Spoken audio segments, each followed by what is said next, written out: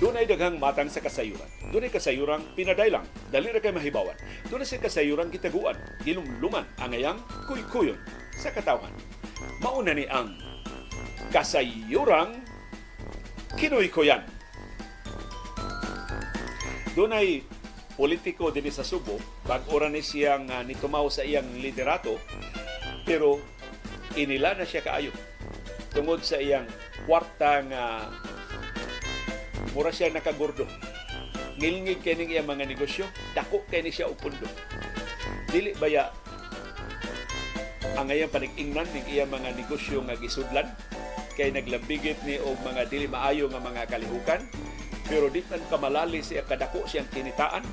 Puwerteng ilmiga o reputasyon ining politiko dinhi sa atong dakbayan og lalawigan. Kining politikuhan nagsugon og tukod og iyang kaugalingon nga dinastiya. Padagan na og apil ang iyang asawa, ipadagan na og apil ang mga anak nila. Nakalilain ang mga lugar sa Subo nga gikontrolar karon nila, pero mura og usa ni sa umaabot nga lig-on nga politikanong dinastiya. Pero tungod sa kadaghan sa iyang kwarta, daghan kaayo ang nangulitaw niya adto padaganon sa lugar nila. Ari padaganon aning posisyona, ari padaganon aning distrituha. Usa ni siya labing in-demand ng mga politiko sa atong syudad ug sa atong probinsya. Pero doon rin siya pait nga kasinatian.